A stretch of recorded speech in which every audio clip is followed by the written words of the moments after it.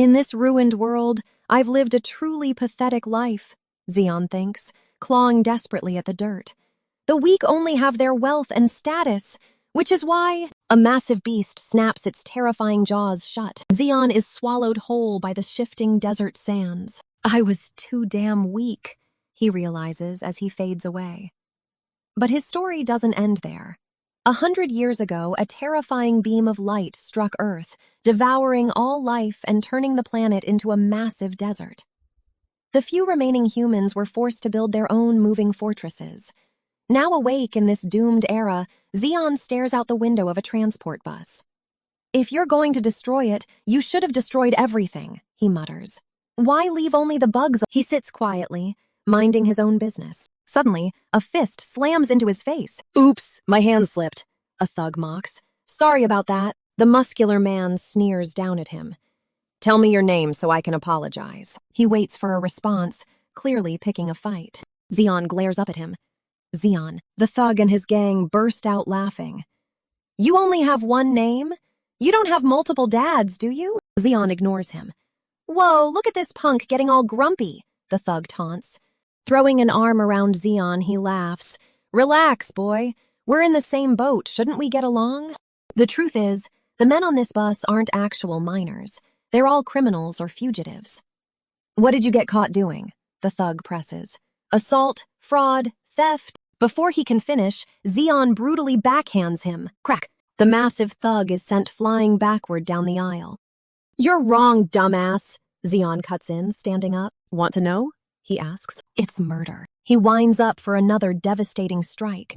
Strictly speaking, I didn't kill a person, Zeon reflects, looking out over the neon glow of Neo's soul. Only the strong are considered human here. Adding one more piece of trash to the dump is no big deal. Some rat tried to steal my stuff and got himself killed, that's all. But I didn't realize he was a pet. He remembers the dying thief's final threat.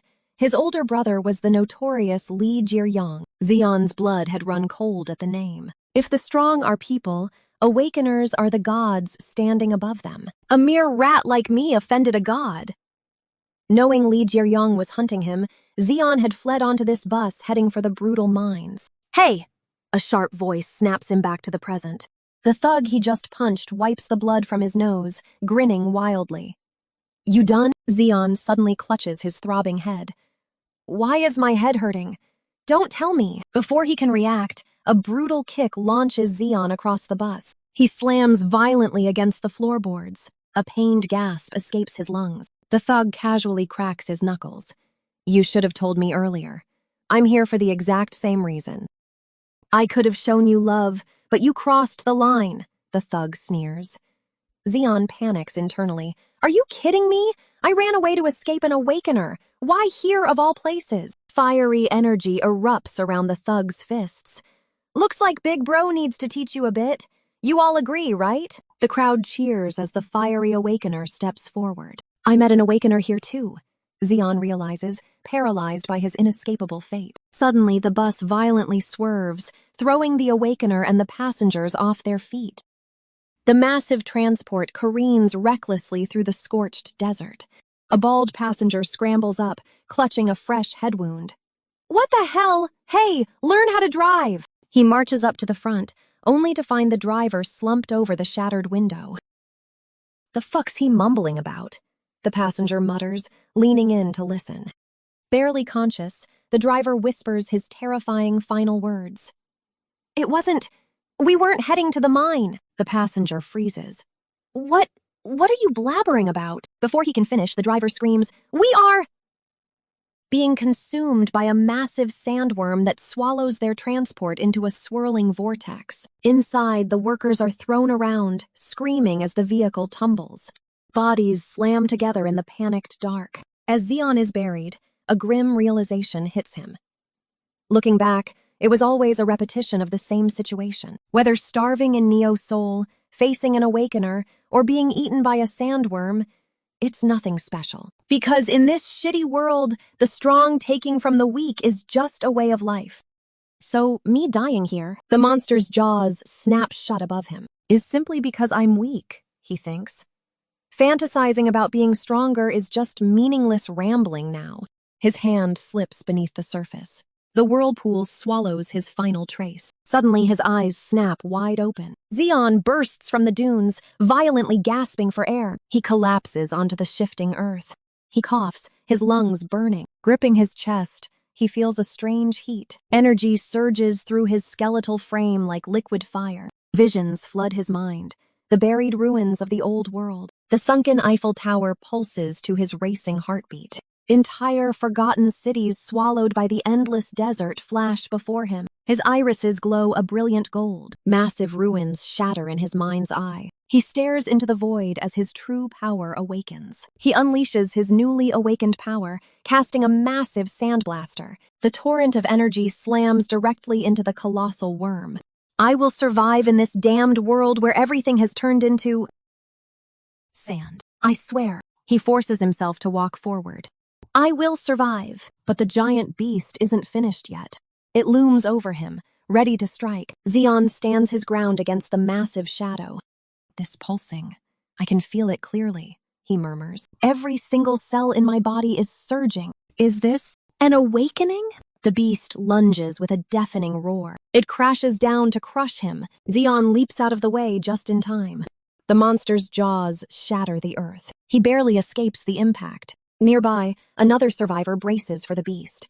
All right, bring it on. But Zeon steps in. As a test subject, you're in the way. He brutally punches the man in the face. The survivor's eyes widen in absolute shock. The blow sends the man flying backward through the air. He crashes heavily into the unforgiving sand. Spitting dirt, he stammers, "Who is that guy? When did he even get so close?" He finishes, wide-eyed in disbelief. A massive black blade erupts from the sand, impaling a beast. "What the hell did you eat to get so damn tall?" Zeon remarks. Standing atop the giant weapon, Zeon casually finishes, "Being up this high is scary, so let's go back down." "To the ground floor," he declares. He drops straight down the side of his sword. Zeon hits the desert floor with a violent shockwave. Shielding himself from the dust, the survivor gasps, "This is insane!" Watching Zeon struggle to free his weapon, the man realizes, he took down a sandworm that easily? So this is an awakener. I've never seen an awakener like him before, the man mutters. Suddenly, a blue-haired girl pops up beside him. "Jang Yong-bom! He's our captain!" "What?" the man stammers, completely caught off guard. As she praises Zeon's speed, the man panics. "When did she get here? She's a lot stronger than she looks. My arm is freezing up!" he screams. Zeon ignores him. A sandworm isn't exactly a tough opponent. Also, Giselle. She cheerfully replies, "Yep." Zeon glares down at them, utterly unimpressed. "Ugh, seriously." Zeon sighs as Giselle continues to manhandle the stranger. Giselle snaps a cheerful salute. Without warning, she sweeps the man's legs out from under him. She twists his arm sharply as he falls. He face plants hard into the dirt. "Alrighty, what could this guy's grade and ability be?" Giselle hums, rolling up his sleeve. "Drum roll, please." "Ta-da!" she announces, but her smile instantly vanishes. "Huh? Captain, this guy isn't an awakener," she reports. The man grunts. "What kind of bullshit is that?" She cranks his arm back, ignoring his agonized screams. "Look, he doesn't have a rank insignia." Pinned to the ground, the man snaps back. "Are you blind? There's no way an awakener wouldn't have a rank insignia." "What are you all dawdling for?" the driver screams from the truck. "I told you sunset is coming up. Hurry up!" The blue-haired girl gestures to Zeon. "Captain, what should we do with him? He'll die if we just leave him here." The captain rubs his injured shoulder. "You half-ripped my arm off." Zeon stares back in silence. "Put him in the Dodge," the captain orders. "He was probably heading toward the mine anyway." "Yes, sir!" she cheers, effortlessly hoisting Zeon over her head. The Humvee tears across the dunes. Inside, the driver is furious. "Why do you always have to run off on your own?" "I told you the sun is setting," the captain barks. "Don't pretend you can't hear me."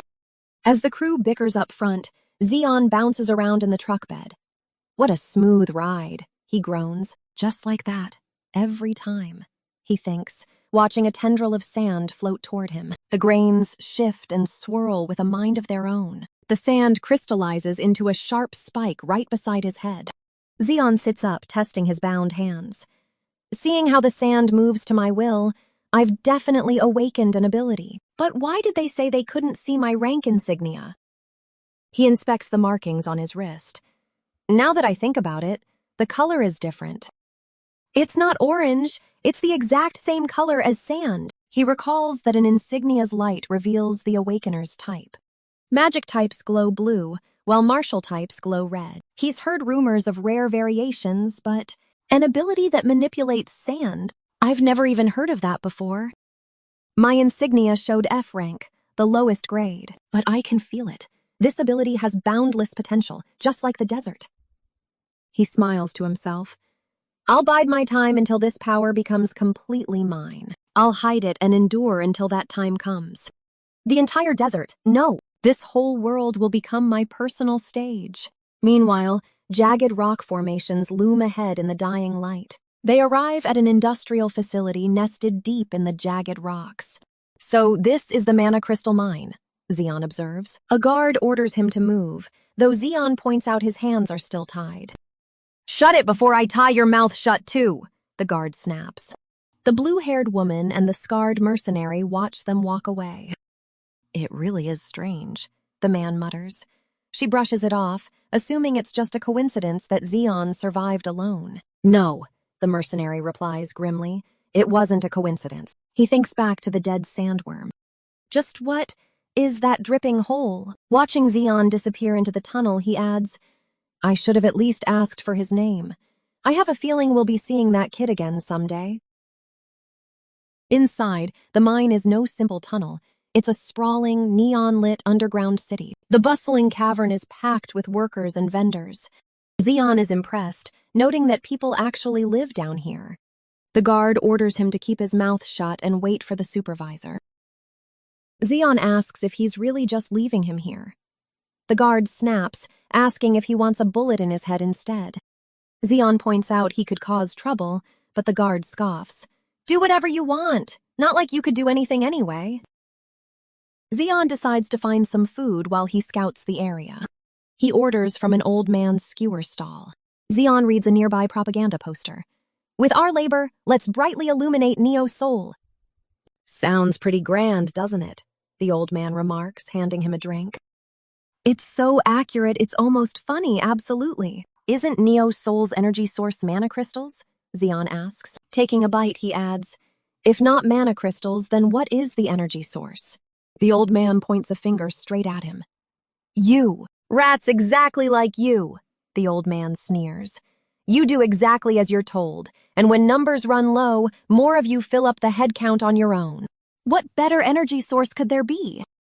Zeon remarks that the old man knows a lot. The vendor replies that at his age, you take an interest in everything. Then the old man grins. So, how were the insides of the sandworm? Did it feel like going back to your mother's womb? Startled, Zeon realizes the rumor has already spread. The old man laughs. You foolish kid. You'll soon be wishing you ended up as sandworm shit. This place isn't some safe haven you can just run away to. Zeon corrects him, stating he only came here to make money. But the vendor calls bullshit, pointing over his shoulder to show Zeon something interesting. Zeon stares at a pile of dusty boxes. What is all that? Are you going senile? How is trash interesting? The old man chuckles, explaining they are items he's collected over the years. It's the final end of the fools who came here, the vendor warns. And your future. Everyone who comes here tries to hold out at first to avoid going into the mana crystal mine, the old man explains. Thinking they'll die if they go in, they desperately sell off whatever they can get their hands on and hold out for as long as possible. They cling desperately to their meager savings. Even going so far as to sell themselves, the old man continues. But all they were doing was delaying the inevitable. It solves absolutely nothing. Whatever they have left in their hands just slowly slips away, time and time again. In the end, they all meet the exact same fate, plummeting into despair, telling themselves it's easier to just be swallowed up by the mine, the vendor sighs. They say a person leaves their name behind when they die. But trash leaves nothing behind but more trash, he finishes. I'm looking forward to seeing what kind of trash you'll leave behind. Unfazed, Xion asks for his bill. The old man demands 10 soul, Xion snaps, asking if he's sprinkled gold on the meat. The old man calmly replies that everything is precious here, claiming the tossed skewer alone is worth 9 soul. Xion scoffs that the meat must be incredibly cheap then, admitting he doesn't have that kind of money. He accuses the vendor of trying to rip him off since he's new to the area. Have you completely lost your mind? 10 soul? Ha! He laughs, just as armed butchers step out from the shadows. Seeing the blades, Xion stammers that there's absolutely no way he's paying. More thugs close in around him, cutting off his escape. He realizes he is completely surrounded. The vendor smiles warmly. Didn't you think it was strange? How an old man like me could run a business so openly in a mine like this? A dozen hostile eyes gleam in the darkness. Clasping his hands together, the old man leans forward. Now then, what are you going to do now? Xion slams his fist onto the table. Old man, calm down. There's no way I have that kind of money.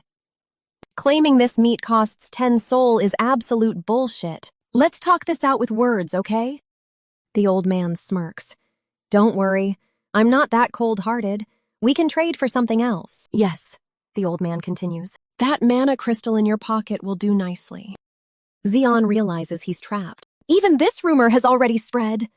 Xion panics internally. Hand it over, the old man demands. I'll make an exception and appraise it fairly for you. Bullshit, Xion grunts. Do you know the kind of things I went through just to protect this? But as a massive hand clamps onto his head, Xion immediately folds. Sir, isn't there any other way? Store credit, maybe? The giant butcher winds up his fist. He smashes it onto the counter right next to Xion. Old man, how long are you going to listen to him? The butcher roars. Let's just bury the brat. Pushed to the brink, Xion unleashes his magic. Sand blaster! A high-pressure blast instantly severs the butcher's arm. The brute is caught completely off guard. His severed limb hits the floor. The kitchen staff freeze in terror. Xion follows up with a massive sand slash. He tears through the room, cutting the giant down. Sand spikes erupt from the floor as Xion goes on a rampage. He fully embraces his destructive power. Hey! Xion blinks, the violent fantasy instantly shattering. The butcher is completely unharmed, still just resting a hand on Xion's head. Are you all right? You've been spacing out. Did you have a bad dream? Realizing he can't actually get away with murdering them all, Xion sighs. Fuck. Defeated, he tosses the mana crystal onto the table to pay his tab. Xion slams a massive gem onto the counter. Here's the mana crystal you were so desperate for. The old merchant leans in, inspecting the haul. Oh-ho, a size like this. He casually taps the crystal, calculating his scam. At a glance, this should be worth 100 soul. The old man lowballs him. Furious, Xion snaps, Are you kidding me? I should get at least 300 soul for this. What do you mean 100? He yells. But the merchant just chuckles at his desperation. Everything here is precious. Maybe you should have just ended up as sandworm shit, eh? Before Xion can argue, a guard violently smashes his head into the table. Sand begins to swirl around Xion's white-knuckled grip as he suppresses his powers. If I put my mind to it, but not yet, he thinks. Forcing a crazed smile through the blood, Xion glares up at them. Just make sure to give me plenty of change, old man. Taking his meager cut, Xion heads outside, where a massive thug intentionally bumps his shoulder. You need to be careful where you keep it, the man sneers, hinting that he's about to be robbed. There's one right in front of me. The old man grins. Since it's our first deal, I'll be generous with the change. Pick anything you want from over there. Just one item, and it's yours, he adds. Xion digs through the pile of junk. Geez, I thought there'd be something good, but it's just a complete dump. There's gotta be something worth picking, Xion mutters. The old man watches, amused by the kid's obsession with never taking a loss. As Xion tosses aside random trash, the old man silently notes how long it's been since he's seen such petty vitality. Suddenly, Xion pauses his search when something catches his eye. Oh-ho! That's something a caravan left behind a while ago, the old man points out. Zeon inspects the intricate hourglass. I doubt I'll find anything better even if I keep looking. I'll take this. You take an interest in the most useless things, the old man says. Zeon just shrugs it off with a, yeah. Before leaving, Zeon asks, "What's your name, old man?" The man shouts over the noise, "Klexi!" "Old man Klexi," Zeon replies. "Let's never cross paths again." "We'll see about that, kid," Klexi chuckles as they part ways. Watching an hourglass, Zeon notes, about 10 minutes until it all falls. Settling onto the floor of the miners' quarters, he begins.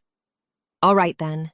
Inhale, exhale, inhale." He breathes deeply. "Exhale," he murmurs, his focus sharpening. He snaps out of his daze, his glowing eyes fading. He stares down at the small hourglass resting in his hands. "Move!" a voice barks, shattering his focus on the strange object. Zeon clicks his tongue in frustration. Tch! So it wasn't an item related to my awakening. I'm certain it was my first time seeing it, he mutters to himself. It felt familiar, he thinks, like it was calling to me. Before he can figure out what this new feeling is, a massive man violently kicks the door open. "Are you the new piece of shit that arrived today?" the man roars. "Why the hell aren't you crawling your way to the mine? Does Manhwa have to come all the way here to get you?" Zeon glares back. "I'm not a fucking bastard, I'm Zeon. You didn't even tell me where to go." Fat cuts him off with a brutal backhand.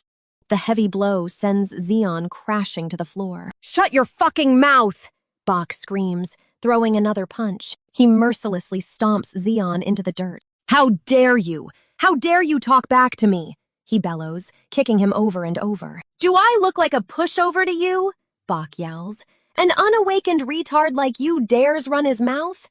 Little shits like you just need to shut up and take your beating." Panting, Bach steps back. "Ugh, if you get it, hurry up and follow me." Zeon slowly pushes himself off the floor. He wipes the blood from his cheek. Phew, what a filthy temper. Manhwa, I'll remember that. He flashes a dark grin. "I'll make sure to kill you." Zeon is dragged out to the Sector 3 mine entrance. Inside, a worker immediately bows.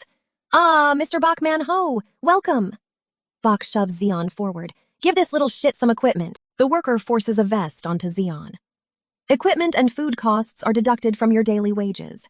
When you mine a mana crystal, bring it out. Got it?" Unfazed, Zeon just asks, "Is that it? How much is the daily wage?" "Even I could explain that much," Zeon mutters. Crack! A pickaxe violently smashes into a spare helmet. Manhwa roars. "Do you need me to teach you how to use a pickaxe? The cost of that helmet is deducted from your wages, fucker." Zeon glares up at him from the dirt. Fucking moron. "Send this little shit to Tunnel 972, Bach orders. The other miner hesitates. "But Tunnel 972, we haven't—" "Are you gonna go instead?" Bach screams. Terrified, the miner grabs Zeon. "All right, I understand, let's just go." "Don't even think about crawling out before you mine those mana crystals," Bach threatens. Zeon mockingly hums in agreement as he is dragged away. As they descend into the massive cavern, the miner sighs. "You're out of luck. You came on the day Bach lost everything gambling." "There's a gambling den here too?" Zeon asks. "Of course," the miner replies. "Prostitution, booze, drugs. It's exactly the same as Neo Soul. With idiots like him around, business must be booming," Zeon remarks as they take the freight elevator deeper. "Pickaxe duty, huh?" Zeon sighs. "I have baby skin, I get hurt easily." The miner mutters, "You probably won't have to worry about getting hurt, because there hasn't been a single injured person there, not even one." The elevator grinds to a halt. "We're here." They step out toward the pitch-black entrance of Tunnel 972. "I just need to mine some crystals and bring them back, right?" Zeon asks. The miner steps back. "You won't be coming back." The elevator gate slams shut. "Over a dozen people have disappeared here. Whether they died or what, nobody knows," the miner says. "I'm sorry." He stares down at Zeon with a look of pity. "And thank you for going into a place no one else wanted to," the miner calls out as the lift rises. "Wait!" Zeon yells. "That means they all died." "Where are you going? Leaving me alone here?" Zeon screams at the empty shaft. He's really leaving. Ah, these damn bastards! Zeon screams, swinging his pickaxe in frustration. Just because he was in a bad mood, sending me here, he rants. But mid-swing, the pickaxe slips from his grip. The tool bounces deep into the cavern.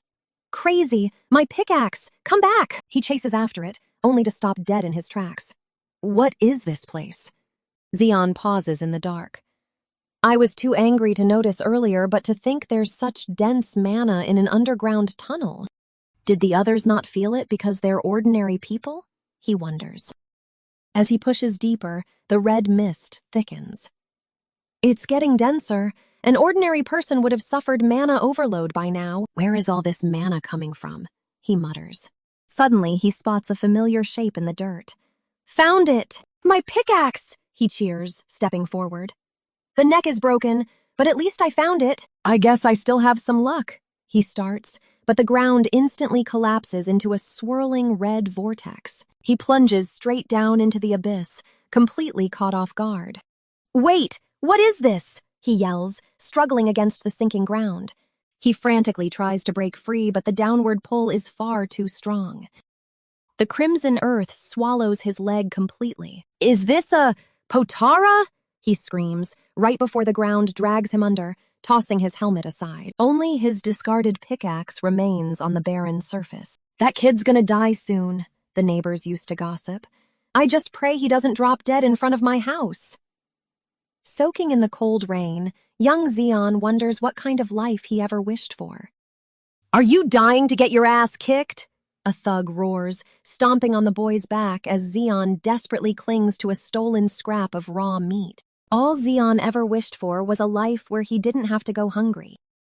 But that reality is ripped away when armed men chase him through the streets, screaming to catch the little bastard.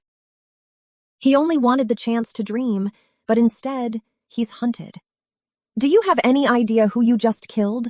His pursuers taunt, daring him to run for his life. Cornered and beaten, a thug stands over him, sneering that his pathetic worm of a life is finally over. As Zeon falls into the abyss, their brutal orders echo around him, demanding his legs be cut off as long as his head remains attached. Drag him to Li Jiryong! The voices scream, while Zeon reaches out in tears, desperately wishing he could have just lived a normal life. His old life ends there. But moments later, Zeon twitches awake, face down in the endless, scorched sand of a completely ruined world. Zeon groans, clutching his head. Ugh, my head. Why is it so hot and muggy? He touches the scorched earth. Is this ash? A stark realization hits him. Ah, damn it, he mutters. He pieces his last memories together. That's right. If I fell into a portal, that means this place is... He stares out across a massive, fiery subterranean wasteland. Inside a dungeon, he concludes, startled as a sudden geyser of steam violently erupts beside him. The object in his hand instantly sizzles. Gah! Hot! Fuck! Zeon shouts, frantically shaking his burned hand as he jumps back. It really isn't a dream, he pants. Dungeons are places even Neo's soul has to thoroughly prepare for. He inspects the grime on his palm. Volcanic ash? It's like sand scorched by fire. If I don't get out of here quickly, my lungs are gonna fry. Ripping a strip of cloth from his pants, he plots his next move. If this dungeon has an entrance, that means it has an exit too. He ties the makeshift mask over his face to filter the air. The highest point in this dungeon. Near that mountain peak, he determines, facing the blazing path ahead. If I just stay here, the heat and volcanic ash will kill me anyway, Zeon mutters. Right now, with no magic beasts in sight, is the perfect time. He breaks into a hard sprint across the scorched earth. I'll take the shortest route and make a mad dash for it, he yells. That's right! I'm Zeon! He leaps forward through the raining embers. The man who doesn't know when to quit, he roars as a wall of lava erupts beneath him. He scrambles onto a rocky ledge. That was close, but the brittle stone instantly snaps beneath his weight. Fuck. Plunging backward toward the magma, he flails his arm out desperately. Please! Please! Zeon scrambles up the jagged rock face to escape the collapsing cavern. He drags himself onto a ledge, screaming, as if a little lava could ever scare me. He collapses hard onto the scorched earth. He gasps for air, completely drained by the overwhelming heat. Slamming his fist into the dirt, his fury finally boils over. "Bak Manhwa, you son of a bitch!" Zeon roars. "I'm going to kill you the second I get out of here." But he quickly forces himself to stand down. "Getting angry just makes it hotter," he mutters, officially turning his anger issues off. "I swear I'll survive this," Zeon vows. "I'll claw my way out and make it back no matter what." He calculates his route. 4 more times. If I just jump 4 more times, I'll make it. "Don't stop," he reminds himself. "Move instead of thinking." He breaks into a sprint. "My life won't end in a place like this. Never!" Zeon launches himself off the ledge. "I won't stop," he declares, diving straight toward the colossal beast's gaping maw. He kicks off the monster's massive teeth to keep his momentum. A devastating strike suddenly erupts in the air. Violent red slashes tear completely through the Leviathan's armored scales. A massive, rock-scaled Leviathan erupts from the magma. Spotting an exposed glowing core on the beast, Zeon gasps. "Insane! Just how hot is it?" His defenses instantly fail. For volcanic ash to melt away like that, he grips his scorched shirt. "I had a feeling, but I really can control volcanic ash. It saved my life!" But a brutal shockwave suddenly slams Zeon against the cavern wall, right beside the glowing core. "Ugh! Isn't this way too damn hot?" Zeon groans. He realizes this dungeon's environment is far more vicious than its monsters. "My nasal passages feel like they've been roasted by the heat and ash." Unable to breathe, his mind starts going blank. "Am I going to die?" He forces himself up. "It hasn't even been a minute since I swore I'd survive. I haven't even had a girlfriend yet. Dying like this is just too unfair." He plants his feet. "Old man Yama, sorry to say." Zeon summons his power, sand swirling violently around his hands. "You'll have to settle for a crocodile bag instead of me." The beast's jaws snap open, erupting with fire. Zeon dives backward to dodge the blast. He cries out as the shockwave hits. A strange voice interrupts the fight. "You possess quite an amusing ability." Zeon skids to a halt. A voice? Is it Old Man Yama? "To manipulate sand, truly amusing," the voice continues. Zeon glares upward. "Like hell it is." Suddenly a figure plummets from above. The man crashes onto the battlefield. The sheer force of his landing pins the monster straight into the dirt. Zeon stares at the grinning man. "Some old geezer is..." he stammers. The white-haired enemy plummets headfirst toward the dunes. "Falling from the sky?" he cackles, riding the momentum. He shifts his weight midair. His fingers lock tightly around his weapon's hilt. With a manic grin, he winds up a devastating overhead strike. "It's coming!" Zeon realizes, just before a blinding pillar of energy obliterates the battlefield. A massive force throws Zeon backward into the dirt. He screams as the ensuing shockwave buries him in flying debris. "What just happened?" Zeon panics, clutching his head. "I can't hear anything. What was that shockwave?" Fearing his eardrums are ruptured, he questions the sudden blast. "Who exactly is that old geezer?" "Wait, the old man from earlier," he mutters. "No, before that. What about the monster?" He suddenly freezes. Forcing himself up amidst the blazing flames, he searches for the enemy. The massive beast finally falls, its body crumbling into the burning sands before Zeon. A survivor watches from the dirt in awe. He's completely different. He isn't just some strong awakener. He's truly an existence on a completely different level, the man realizes as the Sandmancer looms through the flames. But Zeon just takes a heavy step forward. Crushing the scorched earth beneath his boot, he asks, "What is it?" "Your name, I mean," Zeon clarifies, staring down at the terrified survivor. A harsh smile breaks across the old warrior's face. "Answer me before I count to 3. He shifts his massive blade. 3, 2. Zeon opens his eyes, the silhouette of a towering swordsman reflecting in his pupils. An older, battle-hardened man glares down at him against the fiery backdrop. Still reeling, Zeon struggles to process his surroundings. "Time's up." "Hey, aren't you going to answer?" A voice breaks through the haze. Zeon stares blankly. What? He thinks, his senses still scrambled. The stranger points a finger. "Hey, you!" but Xeon struggles to make out the words. "Can't you speak?" the man demands, while Xeon only winces, his ears ringing in pain. The man tightens his grip on his hilt. "If you aren't going to speak, then—" Finally, the ringing fades. "Ah, I can hear now," Xeon realizes. A towering old man glares down at him. "Die!" Xeon throws his hands up in a panic. Wait! I don't know what's going on, but please spare me!" The man halts his blade. "Oh, so you aren't a mute dumbass after all. I asked you what your name was," the man demands. Xeon shouts back, "Xeon! My name is Xeon!" The man scoffs. "Xeon? What a dumbass name!" Xeon mutters under his breath.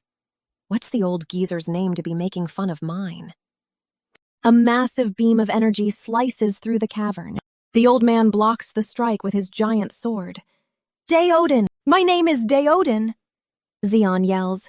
"Just what are you doing right now?" Daeodin asks. "About what?" "Calling someone a dumbass, threatening me. I'm grateful you saved me, but did I do something wrong?" Xeon complains. Daeodin cuts him off. "Hey, dumbass. By the looks of it, you got caught in the snare." Xeon groans. "Wow, the blatant disrespect. What is that?" "It's a phenomenon that occurs when the dungeon experiences mana overload," Daeodin explains. "To protect itself, the dungeon creates another entrance and expels mana through that gap. At the same time, it reels in living creatures. That is the snare." Daeodin bursts into laughter. "A normal person wouldn't see it in their entire lifetime. You've got some pretty foul luck, brat." Xeon grinds his teeth. "Bach, Manhwa, you son of a bitch." "Hey, dumbass," Daeodin calls out. Xeon snaps, "Stop calling me a dumbass!" Daeodin grabs Xeon by the face. "Sigh, let me show you why you're a dumbass. Now gather mana into your eyes and stare." "What are you do?" Xeon starts, but the old man interrupts. "Shut up and do as you're told. Increase the purity of the mana. Imagine you're seeing with mana instead of your eyes, and feel the mana." Through the lens of his mana, the empty cavern reveals the grotesque jaws of a massive beast. Xeon trembles in Daeodin's grip. "What is that?" "Looks like you finally see it. It's a monster with cloaking abilities," Daeodin explains calmly. "Oblivious prey dies without even knowing when they were eaten. Just like you." Xeon realizes something like this was right under his nose, and he didn't feel a single ounce of danger. If it weren't for this old geezer earlier, he would already be dead. A devastating strike splits the cavern.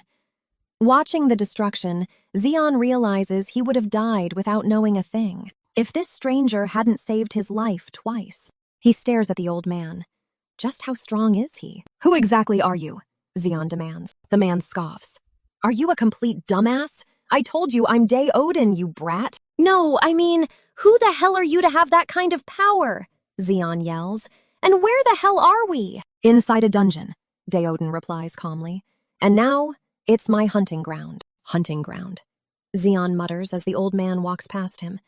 "As for my identity," Daeodin looks back with a fierce grin. "Use those eyes to see for yourself." A low voice rumbles from the armored figure. "Creon." Instantly, a massive shockwave detonates across the cavern. Xeon drops to the ground, clutching his ringing ears. "Kuch! What is that old geezer doing?" he stammers. A flock of blazing crows erupts from the epicenter. Xeon cowers as the fiery birds swarm him. "What is this?" Suddenly, a voice cuts through the flames. "Hey, you idiot!" The armored man issues his challenge. "If you're worth anything!" The old warrior tightens his grip. "Survive on your own!" he roars. "That crazy old geezer," Xeon mutters as the explosion tears the battlefield apart. Instantly, a massive red-eyed crow spots him. "Ugh, you bastards!" Xeon curses, swatting at the flock. "Why are they so fast?" He scrambles back to evade their relentless strikes. Realizing they are darting around too fast for him to outrun, Xeon readies his sand. "Fuck! Why are they only biting my left side?" He clicks his tongue and unleashes a whip of sand. But the lead bird dives straight through the fire to strike. A fiery creature dives towards Xeon at blinding speed. Xeon is bombarded by a flurry of strikes, crying out as he's thrown back. "Damn it! Neither my sand nor my eyes can keep up." Xeon panics. Taking another brutal hit, he knows he'll die if he stays like this. Suddenly, The old swordsman steps in, saving Xion's life for a second time. Xion curses his own weakness. If I die here like this, I really am a useless idiot. Hey, aren't you going to answer? The old man calls out. Xion stares blankly. What? The old man frowns. This punk, what is he saying? Can't you speak? He yells, but Xion's ears are ringing too loudly to hear. As his blood drips to the floor, Xion focuses. I need a way to see enemies my eyes can't follow. Think! I need to think, you idiot! Xion screams at himself as the fiery flock overwhelms him. As he throws his arms up to block the strikes, a memory surfaces. I'll show you why you're an idiot. Gather mana in your eyes and focus, the voice instructs. Increase the purity of your mana. Imagine you're seeing with mana instead of your eyes. Blood drips down his face as he forces his vision to shift. And feel the mana. A flaming beast dives straight for him at blinding speed, but this time, Xion smoothly evades the strike, slipping right through the fiery barrage. His eyes glow with newfound perception. Feel the mana of the monsters, the memory echoes. You must see with mana, not your eyes. Waiting for the monster's mana to close in, Xion prepares to counterattack from the shortest distance possible. But the sheer scale of the magic catches him off guard. That old geezer. Could it be? Did he see this far ahead? Xion grits his teeth as the searing blast washes over him. Staring up at the colossal, fiery jaws of the beast, Xion realizes just how outclassed he might be. Just what kind of old geezer is he? Xion thrusts his hands forward, ripping thick spikes of sand from the earth to brace against the monster's bite.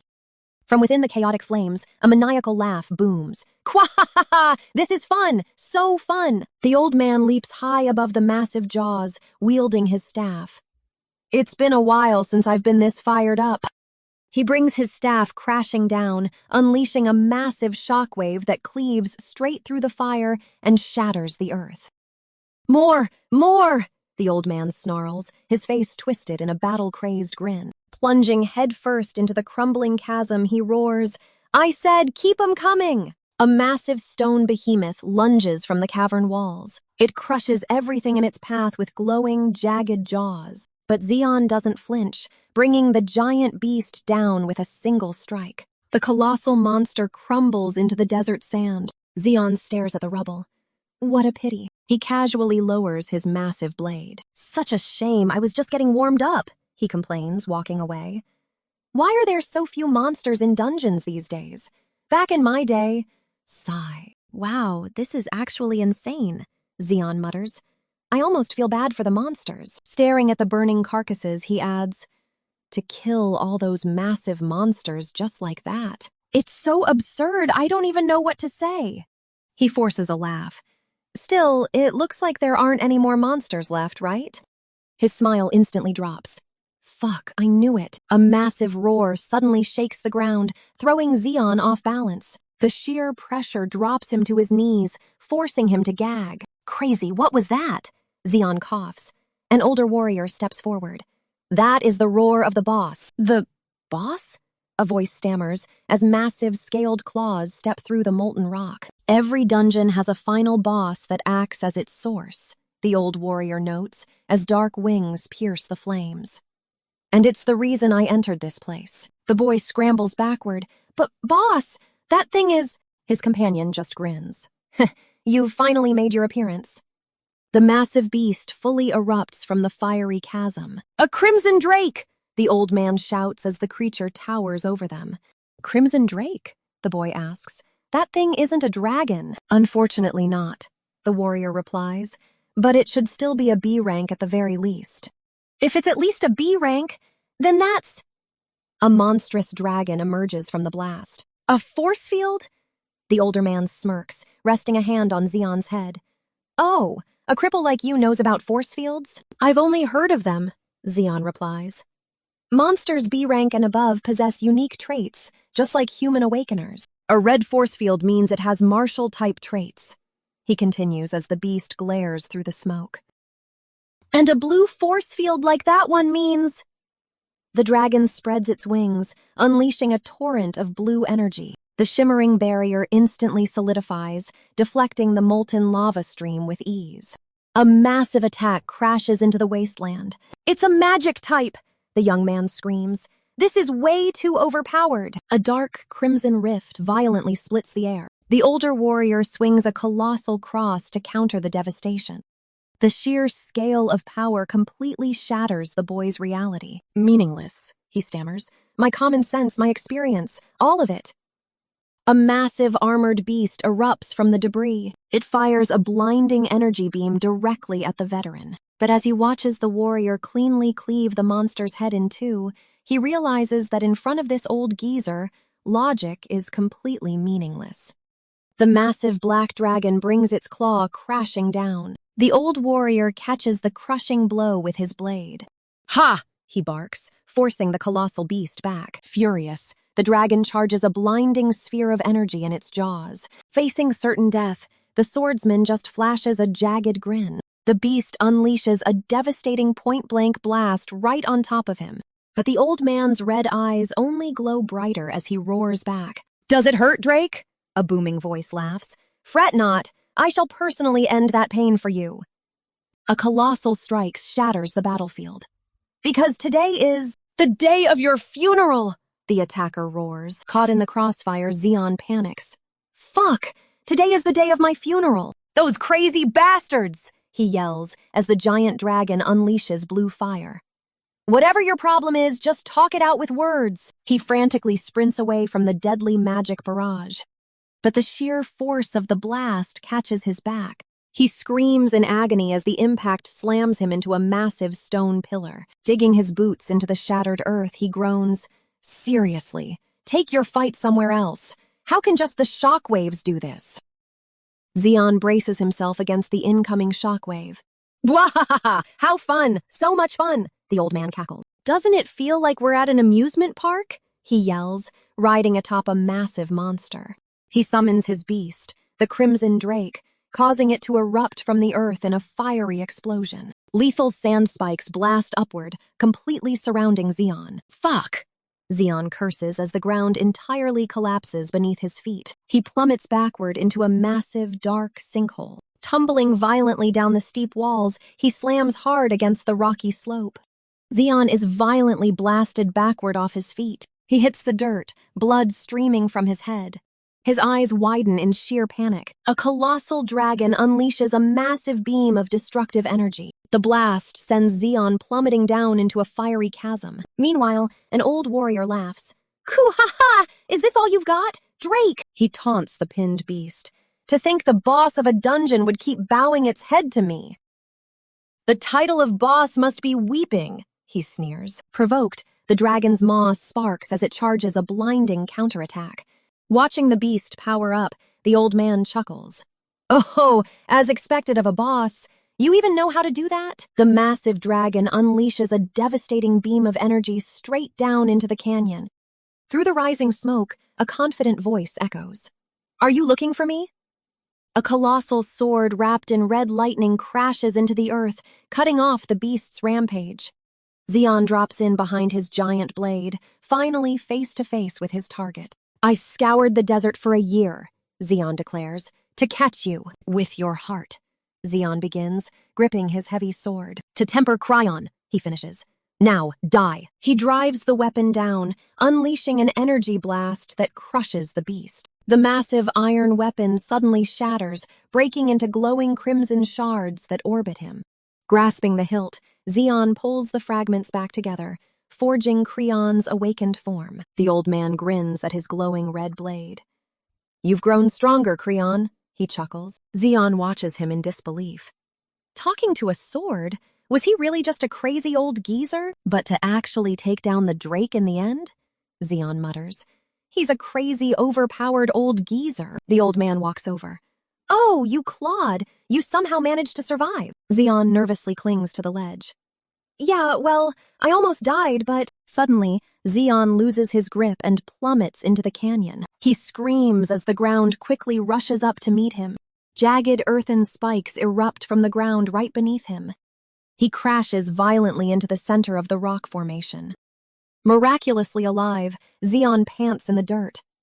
"Damn it, I survived this too. I'm really resilient, aren't I?" Getting hit by shockwaves from some crazy old geezer improved my reflexes, Xeon notes, explaining how he survived the ordeal. Not bad for a clod, the old man chuckles. Without warning, the old man hoists Xeon up by his collar. He warns that the boss is dead and the dungeon is collapsing, prompting Xeon to ask, "Then why are you holding me?"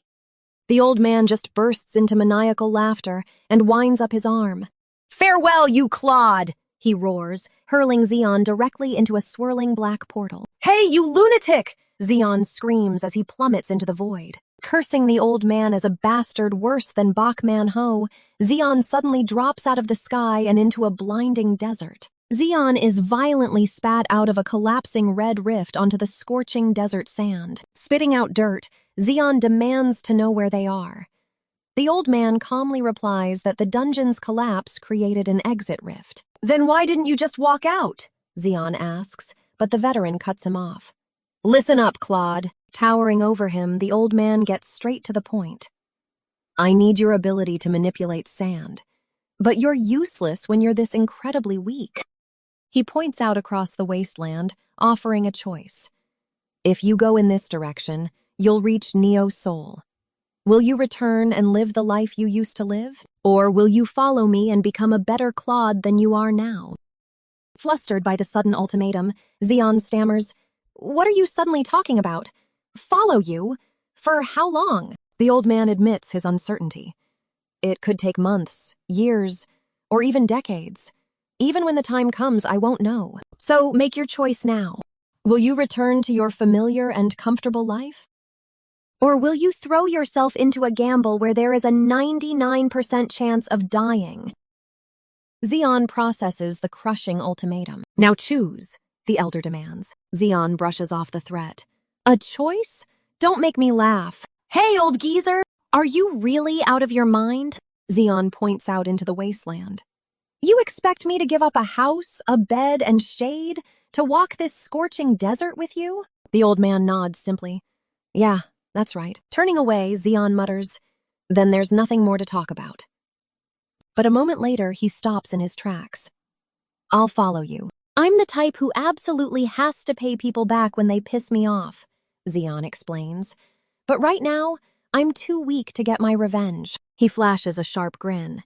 "Well, that includes you too, old geezer." Facing the giant swordsman, Xeon continues, "You are overwhelmingly stronger than anyone I've ever seen, and I doubt I'll meet anyone stronger in the future." The old man laughs heartily. "So you're certain? Certain that you'll die?" Sand gathers around Xeon's clenched fist. "I'm certain that if I follow you, I'll become stronger than anyone else." The old man bares his teeth in a grin. "That's certainty. The day will come when you regret it." "Follow me, you idiot!" the old man barks, marching ahead. "We have a long way to go," he adds, prompting Xeon to snap back. "Stop calling me an idiot." Under the blistering sun, an exhausted Xeon begs him to slow down. "Old geezer, we've already been walking for 6 hours, he pants. "Let's take a break," Xeon pleads, but the old man ignores him. "Arg! Why aren't you saying anything? You're not a teenage girl. Why are your mood swings so crazy?" Xeon screams. The heat is suffocating. Xeon guesses it has to be at least 50 degrees. Trudging through the deep sand, he realizes he's guaranteed to get heat stroke or dehydration at this pace. Xeon struggles through the desert. The old swordsman shakes his head. "What a complete fool. You can't even utilize 1% of the power you have." "What do you mean?" Xeon asks. "Having the ability to manipulate sand and struggling to walk on it is pathetic," the old man replies. "That's easy for you to say," Xeon yells. "I just awakened the other day." "And what does that matter?" "I'm only an F rank," Xeon argues. "I'm not a high-ranking awakener like you, old geezer. Stop spouting that idiotic nonsense." The old man grabs Xeon by the collar. "What does it matter if you're F rank or S rank? Do you think anyone is born in S rank from the start?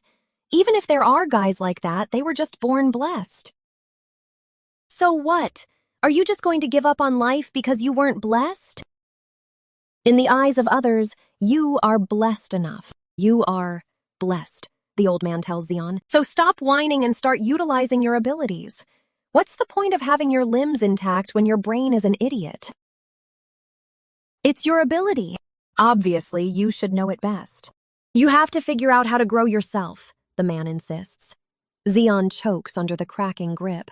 Old geezer, if you can't figure it out, consider yourself dead, the old man roars. Got it. I get it. Loosen your grip. Zeon screams, stomping his boot into the dirt. Sharp pillars of sand immediately erupt from the earth at his command. Zeon assesses his ability. The sand I can control is within a 5-meter radius. It's disappointing, but this should be enough. Sand that sinks up to my ankles, he notes. If I can just solve this, I can reduce my stamina consumption. If I condense the sand and make it solid, he thinks, testing his footing. Great, it works, he cheers, jogging across the dunes. My feet aren't sinking. But the mana consumption is severe, he realizes. Thinking long-term, I should scrap this. He shifts tactics. What if I focus mana into both legs? Oh, it's definitely easier to walk. The old man watches Zeon mutter through his trial and error. Ah, to be young. Zeon faceplants hard into the dirt. Continuing to try without giving up, that's the privilege of the youth. Even though his rank is still F rank, the old man observes, his power and mana utilization should be around E to D rank. If it's that kid, I'm sure, he muses, interrupted by Zeon screaming, "Oh, it works!" Zeon channels his power into the ground as he follows the older swordsman across the harsh dunes. Old geezer, look at this! Zeon shouts excitedly. I used mana to control only the sand touching my feet, and it's super easy to walk. He continues taunting him. You can't do this, can you? I'm walking freaking comfortably now, old man. What you gonna— A swift punch to the head abruptly cuts off his boasting. Ugh, scampering around, so damn annoying, the old man sighs. Zeon lies face down in the dirt as the swordsman warns him not to waste unnecessary energy, or he'll die. We don't have time, so hurry up and— The old man pauses, noticing Zeon is completely out cold. Idiot! Hey, you idiot! Breathe! Sometime later, Zeon groggily opens his eyes. Where am I? The old man sits nearby, clearly annoyed. You awake, dumbass? I'm busy enough as it is, but thanks to you, I'm just wasting my time. Zeon groans, catching a piece of dried meat thrown his way. Hey, it's not like I was resting at a resort. My whole body is covered in wounds. Jerky? Zeon asks. The old swordsman settles into the sand nearby. Eat while you listen.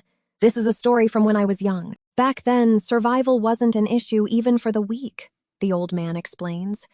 Protecting them was actually considered noble. Can you imagine that? Zeon gnaws on the tough meat as the man continues. But as you know, the world has changed. To you, this might be common sense, but I just can't get used to it, the old man sighs.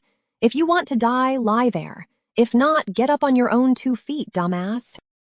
Swallowing his food, Zeon finally pushes himself upright. All right, I get it. He stares silently at his companion.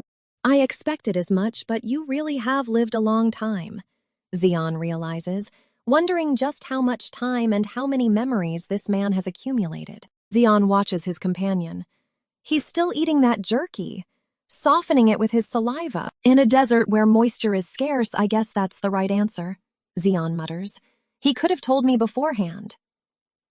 Rather than giving me a fish, he's showing me how to catch one.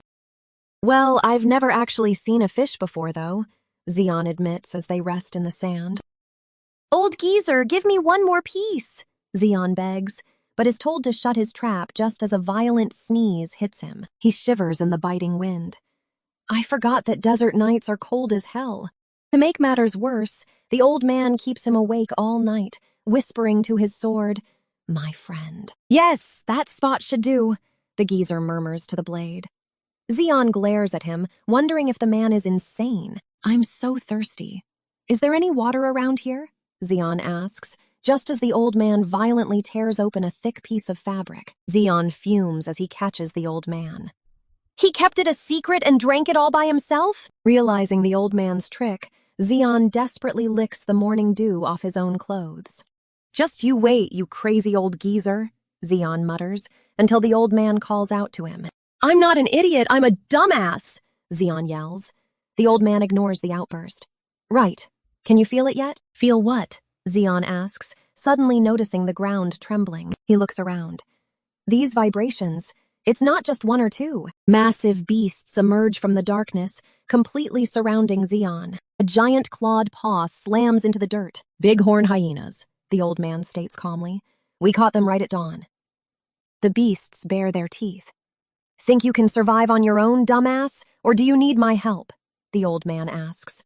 The mutant wolves charge forward with a vicious growl. "Heh, your help?" Zeon smirks, pointing forward. "I don't need it. I'll figure it out myself. And survive on my own," he declares, bracing against the onslaught. With a sharp click of his tongue, Zeon channels his power. Massive sand spikes erupt from the earth, launching the beasts skyward. His eyes glow as he pours everything into the attack. He raises a brutal barricade of hardened sand to repel the pack. "Grah! You crazy bastards!" he screams. "Just how many are there?" Clutching his chest, he realizes the grim truth. "Before I get bitten to death, I'm going to run out of mana and die first. I need a plan." Facing down the monster pack, Zeon knows raw power won't save him. "I need efficient attacks and mana management." He shapes a small vortex of sand in his palm, desperately trying to figure out how to fight using less mana. He forces himself to think, but a beast suddenly lunges right at his blind spot. Zeon smashes his fist into the wolf's face. "I'm trying to think here, you cowardly son of a bitch!" He grips his bleeding arm with a grimace. "This crazy bastard put a hole in my arm. Looks like a new ventilation hole." The phrase suddenly strikes a chord in his mind. Ventilation hole? The rest of the bloodthirsty pack charges straight at him. As they close the distance, the strategy finally clicks. Right, holes. I just need to put holes in them. Sand spikes instantly impale the charging beasts. Zeon grins, effortlessly orchestrating the slaughter. "Just like this," Zeon cackles. "Do I really need to blow all their heads off? Whether they explode or just get punctured, dead is dead," he calculates, facing the remaining pack. During combat, mana is directly linked to your life. Panicking and wasting too much mana will only lead to an early grave. He drops the next wave with surgical precision. Use the minimum lethality required and the minimum mana. You must fight with cost efficiency. Zeon watches in shock, thinking the old man would take them down slowly, but the geezer just laughs maniacally. A beast clamps its jaws onto his arm, but he chuckles. "What are you doing? That tickles." He grabs the monster right back, roaring, "You damn mutt!" Raising his staff, he declares he can't let a biting dog live, challenging the entire pack. Seeing that unhinged grin, Zeon panics. "Wait! That old geezer is gonna do it again! I'll wipe you all out!" the old man screams. The ground shatters as volatile red energy erupts. Zeon scrambles for cover as the shockwave sends the hyenas flying. Catching his breath, Zeon curses the old man's recklessness, yelling that there's someone right next to him. The attack leaves a massive crater in the desert. Staring at the carnage, Zeon wonders, is he even human? Is that even possible without a skill? He decides he needs to watch his mouth from now on, but a sudden growl interrupts him. A surviving beast barks fiercely at the old geezer, who simply complains about his eardrums. "Are you the alpha female?" he asks.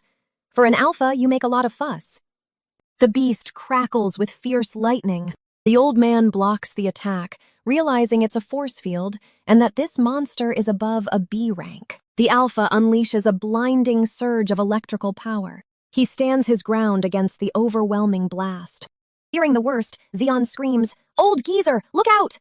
But the old man just smirks, taking the hit head on. Zeon blinks in sheer confusion. "Huh?" The old man casually uses the deadly lightning to massage his shoulder.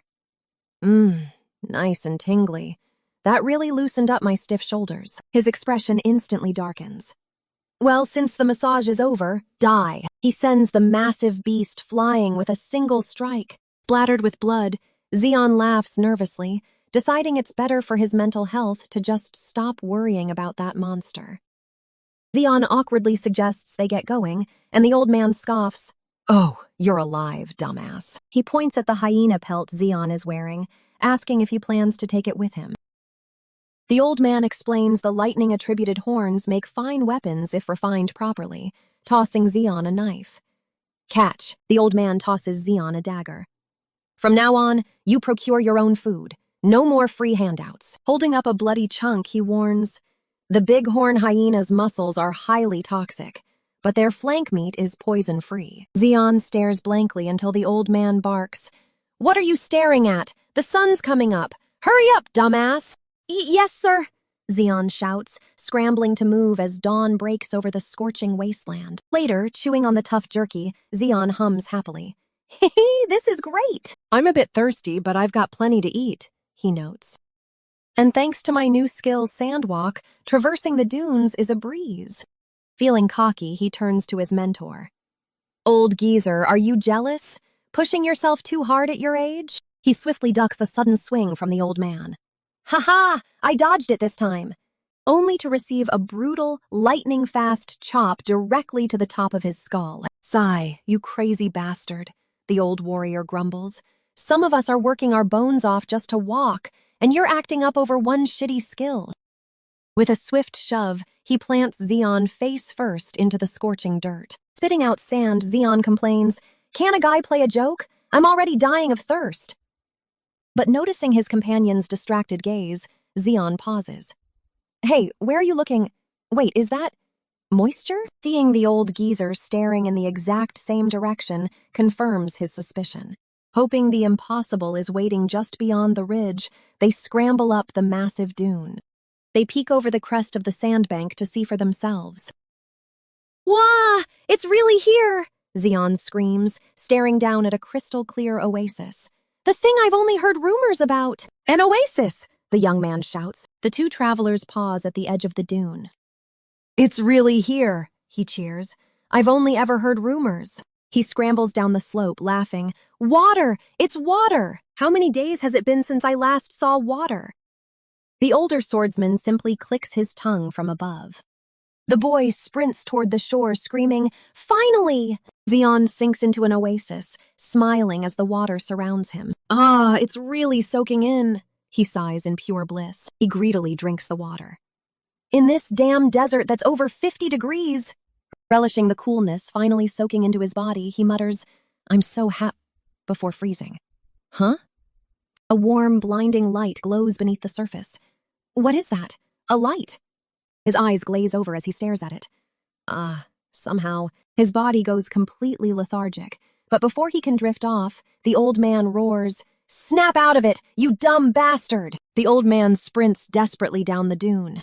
He grabs Zeon, yanking him back onto the dry sand. The glowing light rises from the depths, attached to a sinister stalk. A massive, terrifying jaw bursts from the water right where Zeon was. The old man seizes Zeon by the collar. The creature reveals itself as a colossal, armored beast. With a powerful heave, the old man hurls him out of harm's way. Zeon tumbles backward, completely stunned. The old man draws his giant blade and faces the towering monster. He tightens his grip on the heavy hilt. With one massive swing, he cleaves through the beast, sending a tidal wave into the air. The spray falls like rain on Zeon. "Whoa, crazy. So that's what they call a rainbow," he finishes in awe. The old man stands victorious before the massive corpse. "It's a sand angler," the old man explains. "It lures its prey with the lantern on its forehead and devours them." The old man sighs, his expression darkening with anger. He suddenly winds back his arm. He clocks Zeon right in the jaw. "Where the hell did you throw away everything I taught you, you idiot?" he berates him. "Did you think you were a big shot just because you got a little used to things? Idiots like you are the first to die in this desert. Do you understand, you dumb bastard?" The older warrior confirms the kill, leaving Zeon catching his breath in the sand. "Skin it," the old man commands. Zeon echoes him in disbelief. "Skin it?" The veteran calmly explains that a sand angler is a valuable C-rank monster. He tells Zeon that its soft belly skin is perfect for crafting a robe. Missing the point entirely, Zeon asks, "Do you need a robe?" The old man sighs. "Not for me. Make one for yourself, you absolute idiot," he roars. "How is your intelligence dropping by the minute? There has to be a reason," he rants, grabbing Zeon's collar. "Did you get hit by a spell that petrified your left brain and corroded your right?" Bleeding slightly from the old man's punishing grip, Xian apologizes and desperately tries to change the subject. Looking up at the massive carcass, Xian points out how much the beast has mutated, noting its close resemblance to the fish that once lived on Earth. The older swordsman gestures to the giant carcass. This must be your first time seeing a fish. Take a good look, or don't. I don't care. Xian stares. That's a fish? He admits it's his very first time seeing one. He drives his dagger into the thick hide. Fish are scary. The old man mocks his weak attempts. Are you scratching its back? It feels so good a dead fish would come back to life, right? Ah, come on, I can do it myself, Xian yells back, though he admits the creature is tougher than he thought. In that case, he grips his dagger and channels his energy. Focus, focus. He infuses the blade with mana to massively increase its cutting power. Next, he carefully shaves down a piece of bone. Whittle down a fin until it's thin enough to use as a needle. He strings his makeshift tool. If I substitute thread with the tendons carved from its flesh, Xian's eyes widen. It's a total failure. Idiot, the old man sighs, watching Xian kneel over the ruined material. You turned a fish into trash, but he just smiles. I still have plenty of materials left. Let's try this one more time. Later that night, a triumphant shout echoes across the dunes. It worked! Xian throws on his newly crafted robe, screaming in pure joy. It's finally finished! After 8 failures, finally! He admires his handiwork. This is so good I could sell it, right?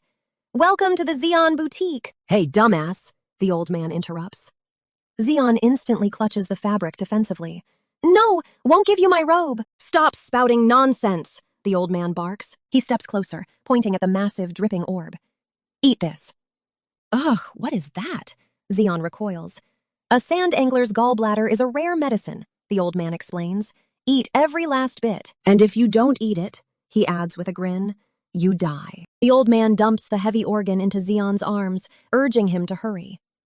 I hope your arm falls off, Xian mutters. Steeling himself, Xian swallows his disgust. All right, damn it, if it's medicine! He tears into the fleshy mass. It'll be disgustingly bitter, but it beats getting beaten to death. But after the first bite, he freezes in shock. What is this? It feels like I'm eating a cloud, he realizes, devouring the organ greedily. I don't feel full at all. He practically inhales the entire thing, only to be interrupted by the old man. Hey, dumbass.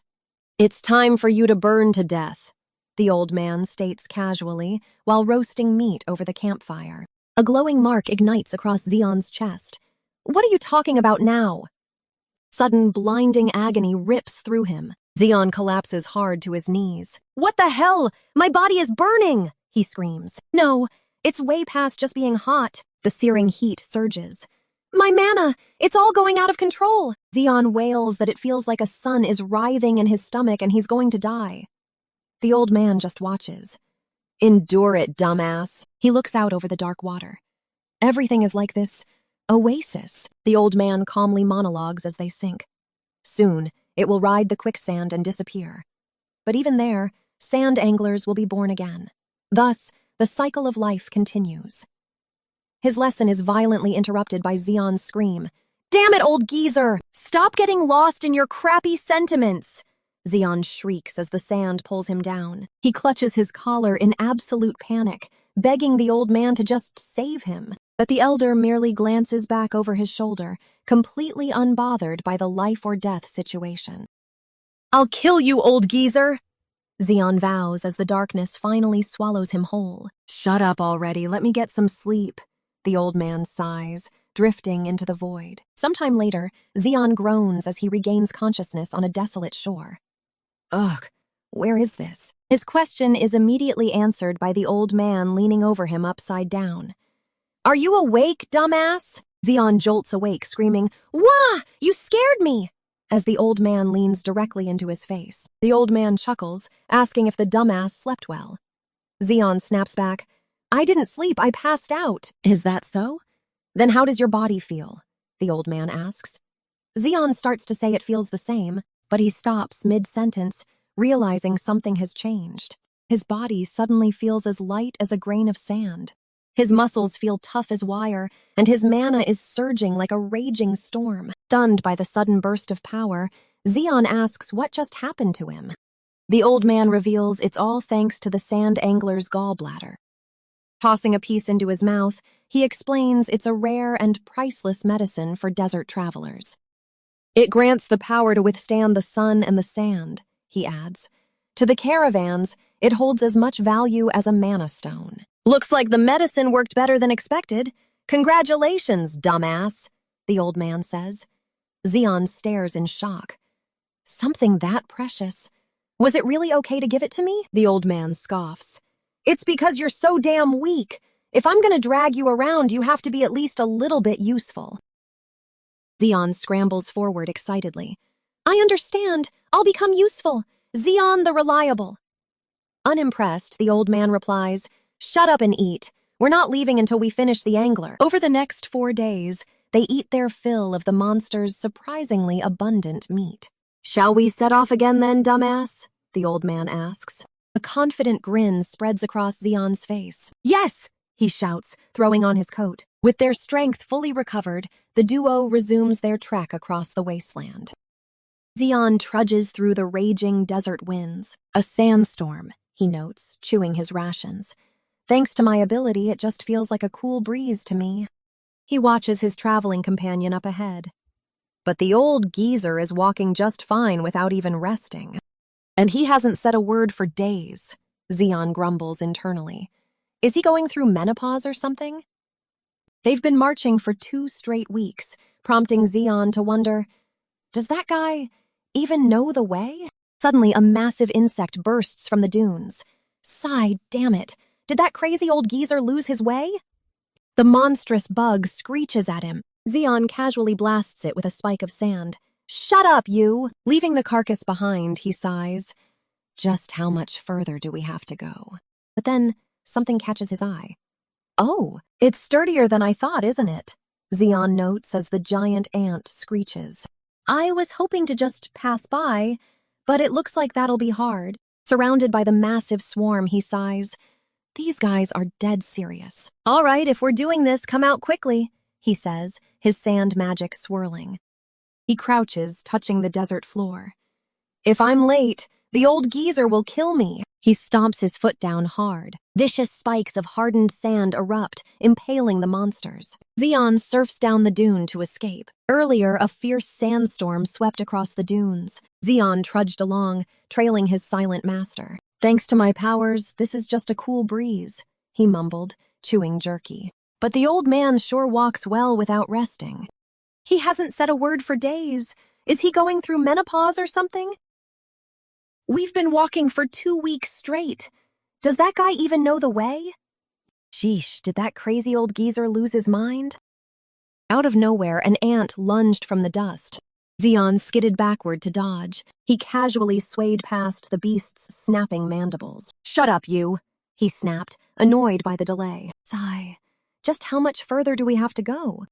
Suddenly, he noticed the ground vibrating. Oh! Realizing the entire swarm was waiting, he sighed.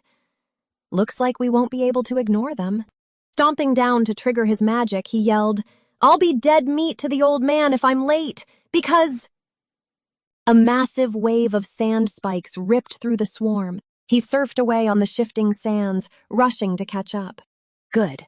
You listen well, Zeon mutters to the earth. He unleashes a massive sand blaster, ripping the dunes apart. Anyway, days with sandstorms are really nice, he notes. There's sand everywhere, no matter where you look. But then he realizes he's alone. Where did the old geezer go? Huh? Left behind with a giant monster ant, Zeon screams, How could you play dirty and leave me? I've never seen a guy with so little camaraderie. He freezes in the shifting sand. Don't tell me, he heard that, right? If you heard that, I'm sorry, he stammers. But the creature is already inside Zeon's 10-meter detection radius. Zeon never lets his guard down, always keeping himself ready to react the moment a monster appears. But what he detects shifting beneath the dunes this time is entirely different.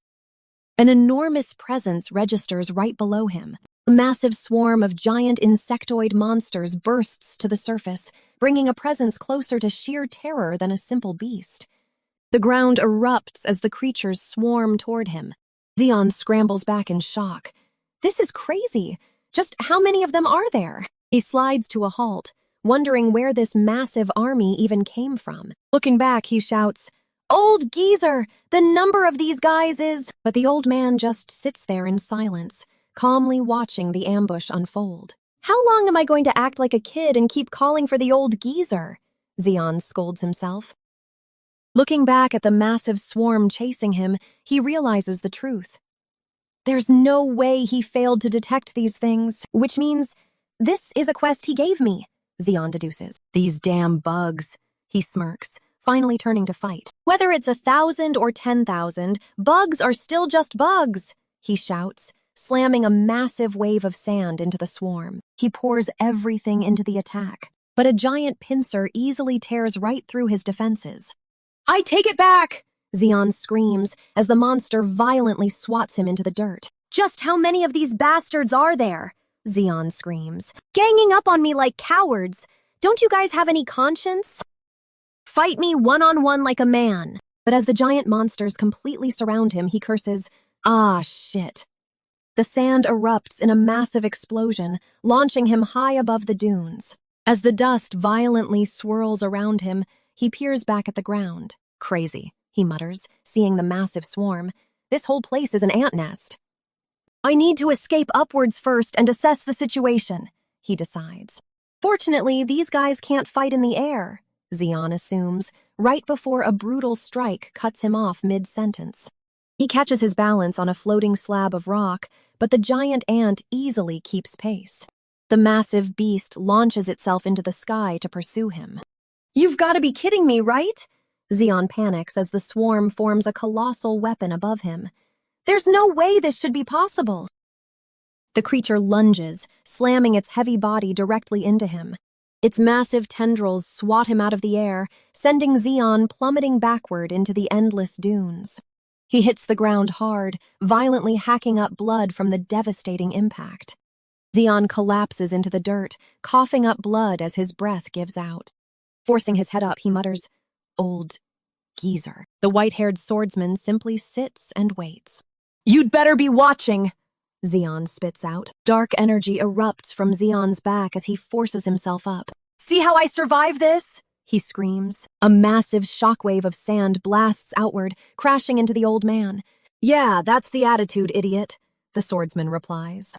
"In a world turned into a desert, your ability is a blessing," the old man tells him. "You could have used it to live a comfortable life." Though that's where it would have ended. Those close-minded fools obsess over illusions without knowing why the world turned out this way. The realization hits as Zeon shreds through the monstrous swarm. An awakener's strength is power itself, and they covet your ability. If you've managed to survive this far as a weakling, now it's time to survive as an awakener. Let's see if you can make it. To the very end in this crazy world. "Because there's nothing more damn awful than that," he mutters, facing the blazing inferno. 100 years ago, a single flash of light destroyed the world. The sight of loved ones being torn apart is a memory etched deep into their bones, still vivid even now. And the fate of the survivors is to carry that weight, constantly crossing the boundary between life and death, an old veteran reflects. He grins.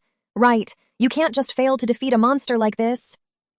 Zeon stands his ground, summoning massive tornadoes of sand as giant insect monsters surround him. His eyes glow with madness as he screams, "Gah!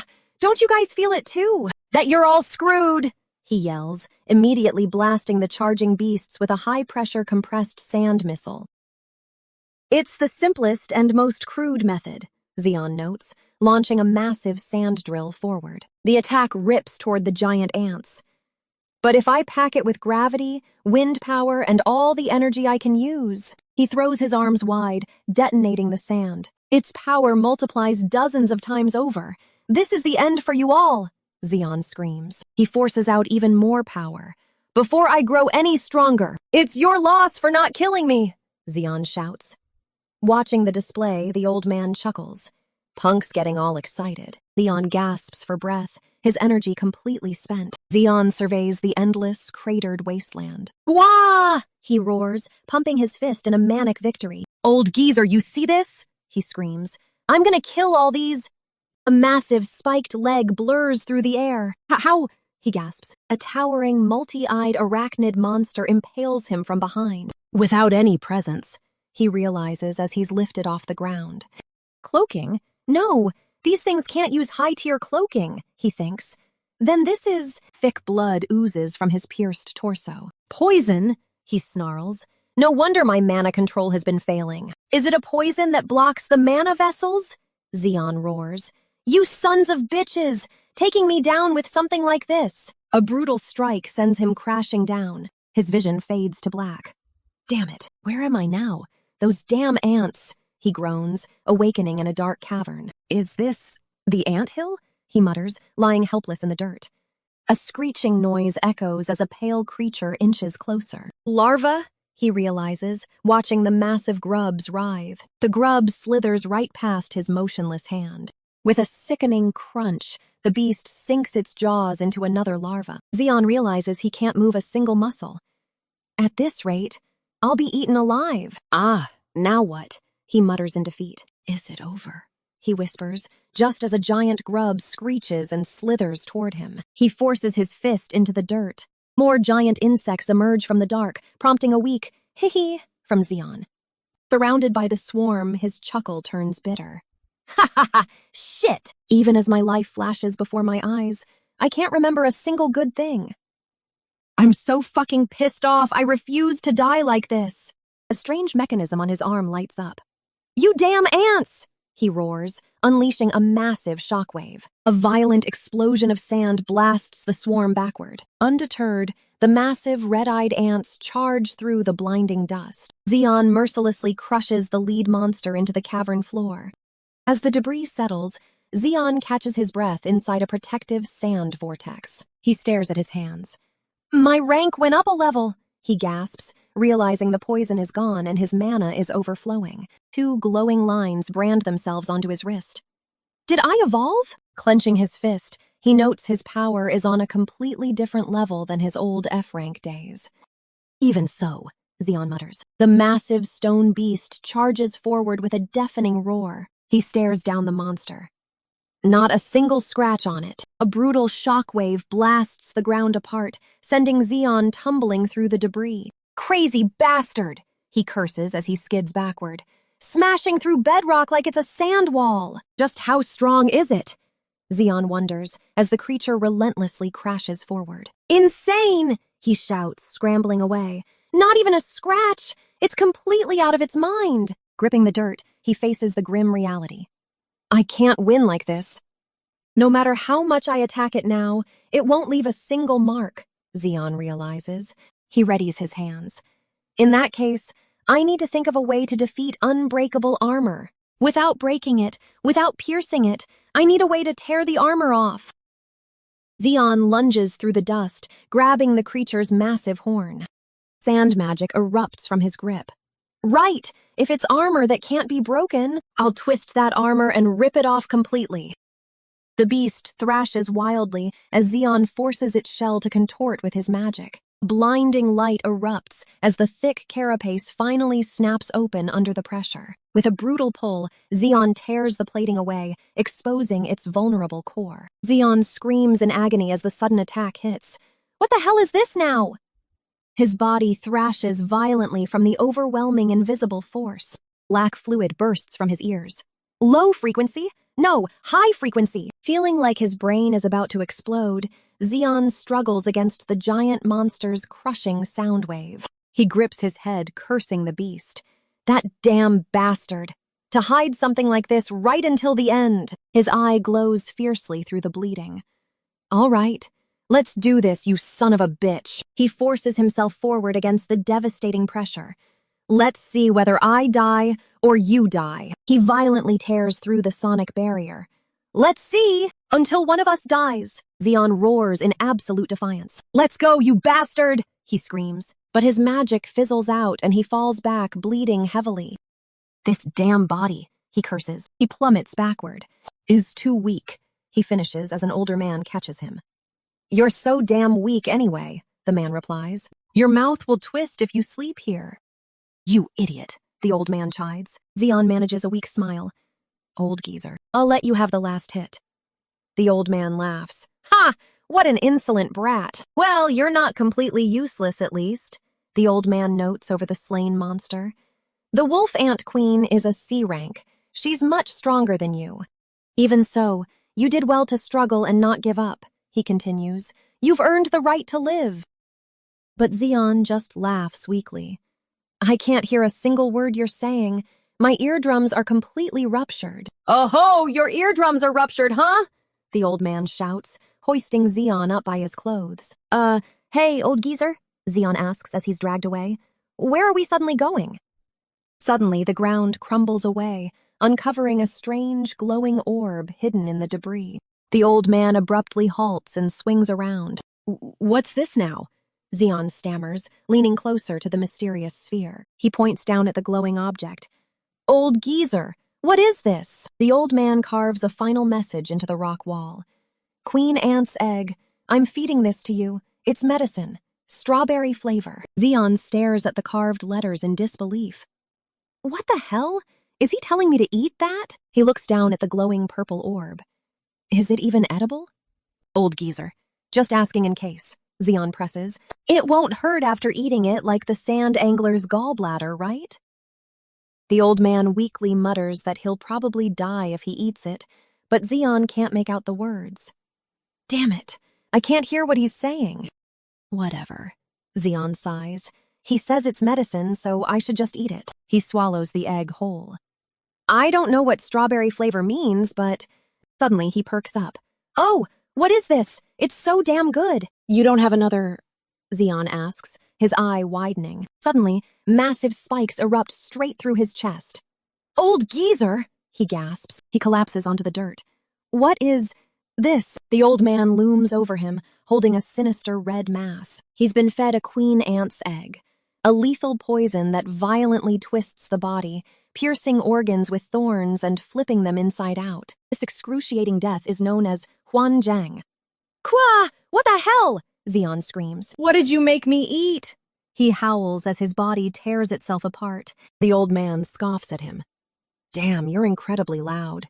If you want to survive in this crazy world, get used to it. Zeon groans through a swollen face. How the hell am I supposed to get used to this?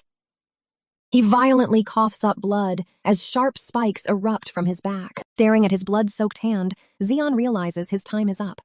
This dog-shit life. Finally, a fleeting memory of their campfire flashes through his mind. I thought I could finally trust someone, but the bitter truth sets in. In the end, I was just a dumbass, wasn't I, old geezer? He crashes into the dirt. The old man simply walks away from his dying companion. Without a second thought, he grabs a mutated desert bug. Now then, let's see, and ruthlessly punches straight through the creature's shell. Zeon plunges his hand into the beast's carcass, ripping out its core. He inspects the glowing gem. As expected, a monster's mana crystal is on a completely different level from mine-produced ones. This one is a jackpot, Zeon notes. Since this ant guy seems to be of some use, I'll take everything for now. He casually hefts his massive sword over his shoulder. His expression darkens as he mutters, My friend. A bitter memory surfaces of a bleeding comrade. Yeah, I know, but it can't be helped. If he's weak, he dies. That's just his fate. Zeon approaches an unconscious boy lying on the dirt. You know it too, that we don't have much time. Zeon leans over him, grinning. Yo, you awake? The old man scoffs. Dumbass. Waving away the blown sand from the blast, he glares. What a disrespectful brat. What are you doing kicking up all this dust, you punk? Oh, really? Zeon shoots back. Zeon unleashes a massive barrage of spinning sand drills straight at him. The swordsman just sighs at the incoming attack. He's actually serious? What a dumbass. The deadly sand spikes slam into him from all directions. Blasted backward by the sudden impact, Zeon gasps. Why did you try to kill me? He demands. I won't forgive you.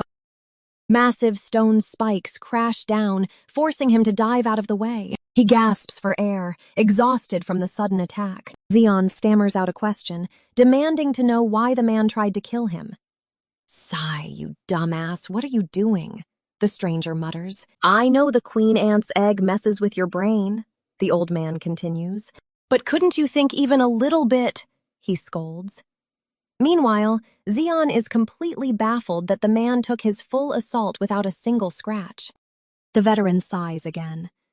"Why would I go out of my way to feed you poison when I could kill you with a single flick to the forehead?"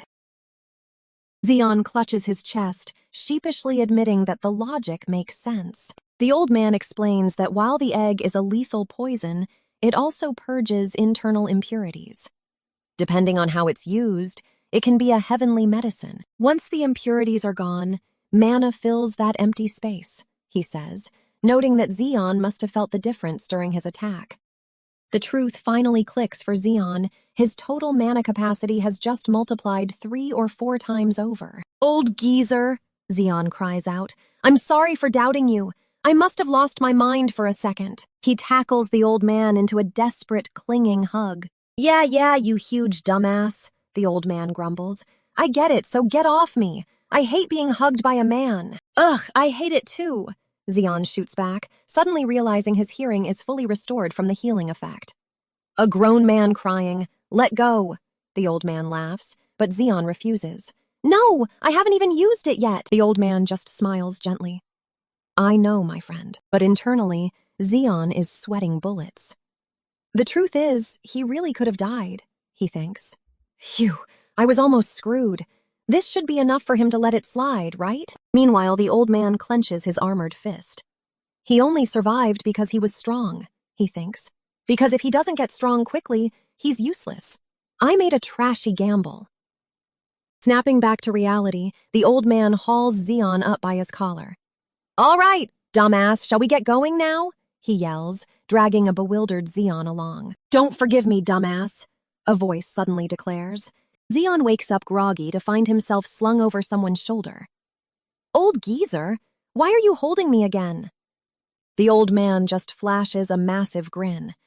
"We don't have time, so shouldn't we hurry up and get out?" He hoists Zeon tightly under his arm and points toward the surface. Feeling a familiar, terrifying rumble beneath them, Zeon panics. "Ah, fuck, don't tell me!" A massive, violent pillar of sand erupts from the ground, launching them skyward.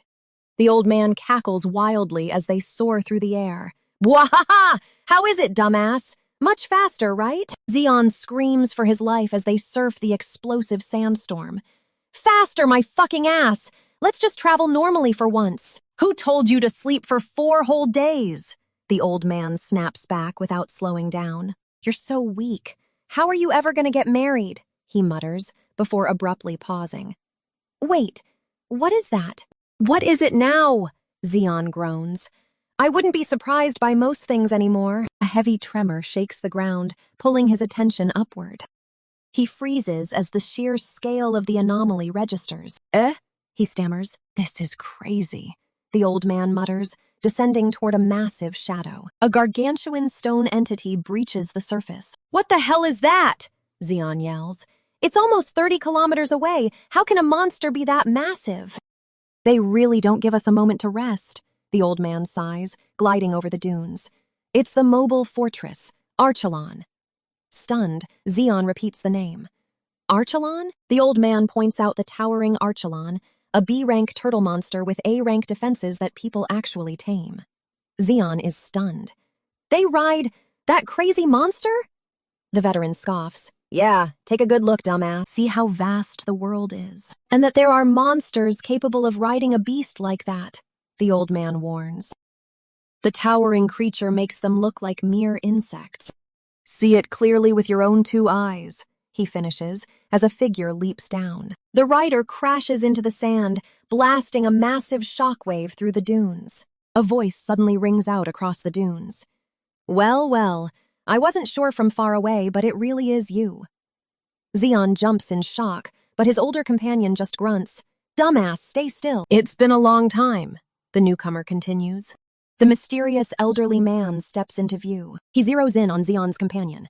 Dioden. Dioden just grins.